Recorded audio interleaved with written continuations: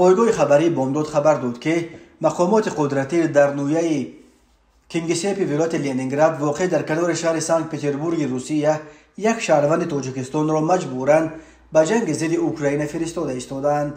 شهروند 30 ساله تاجیکستان دلیرجان که به خودت مراجعت کرد نقل کرده است که کارمندان گئی ماشین دلیرجان را صحنه 4 ماه سال 2023 در نویه کینگسیپ ولایت لنینگراد من نموده پس از تفتیش حجت‌ها معین میکنند که دلیرجان حجت‌های ضروری برای اقامت در روسیه را ندارد.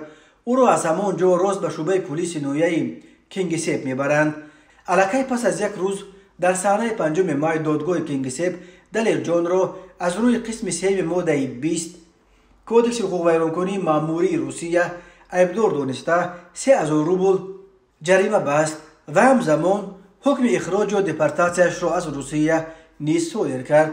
این شهروند تاجیکستان را مدت 25 روز در بازداشتگاه موقتی شهروندان خارجی شهر سنت پترزبورگ و ولایت لنینگراد نگاه داشته بعدا مجبور میکنند که تا به یک کاغذ امضا کند.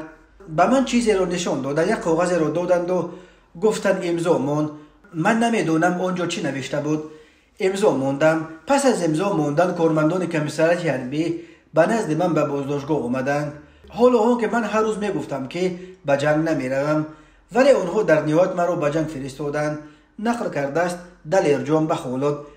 صحنه 3 ماه دلیرجان و چند خارجی دیگر را از همان بازداشتگاه خارجی ها به یک قسم حربی واقع در ولایت لنینگراد انتقال دادند.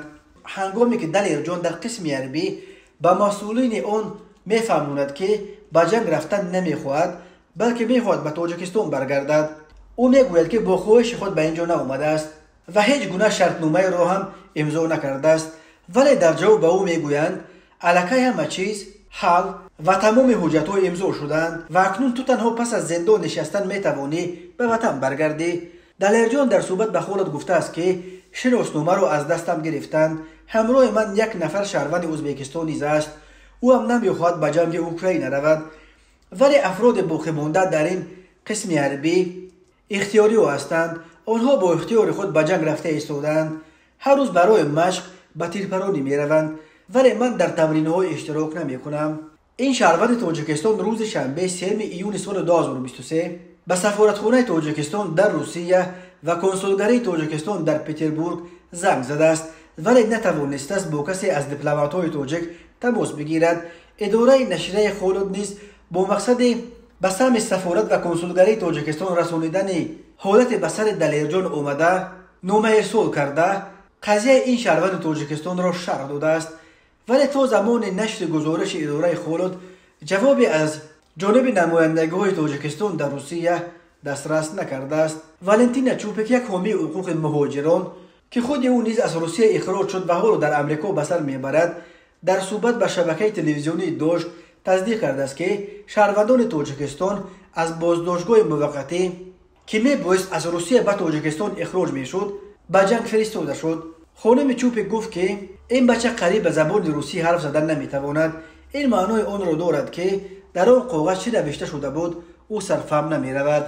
تا این دم چندین تن از شهروندان تاجیکستان از زندانهای روسیه به جنگ ضد اوکراین جلب کرده شده بودند که تنها پس از کشته شدنشان معلوم شد که آنها در جنگ اشتراک نمودند. تا به حال یگان معلومات دقیقی نیست که شهروندان تاجیکستان از زندانهای روسیه با خواهش خود به جنگ میروند و یا مقامات روسیه مجبورا آنها را به جنگ میفرستند. ولی در هر صورت تا امروز درباره هلاکت تقریبا 100 تاجیک از جمله بیش از 30 محبوس تاجیک در جنگ اوکراین خبرها به دست رسیدند. قضیه دلیرجان از اولین دلیل‌هایی است که با دلیل‌های شیعی از ایده‌های گویا اختیاری به ارتش روسیه پیوستن مهاجران تاجیک برای اشتراک در جنگ ضد اوکراین پرده می‌بردارد. به نظر کارشناسان حربی ارتش روسیه از سبب در باطلاق جنگ ضد اوکراین در ماندن و خسارات هنگفت انسانی داشتنش سخت ضعیف شده است و از نیروی انسانی تنقیصی جدی کشیده ایستادند. از این رو مقامات روسیه برای جلب نیروهای نو به جنگ ضد اوکراین از تمام راه‌های موجوده به قول معروف یا به زوری یا به زر استفاده نموده ایستادند. بسیاری ها موج اخیر تعقیب مهاجران تاجیک در روسیه رو نیز به همین عزم جلب شماره هرچی بیشتر توجکو به جنگ ضد اوکراین ربط می‌دهند.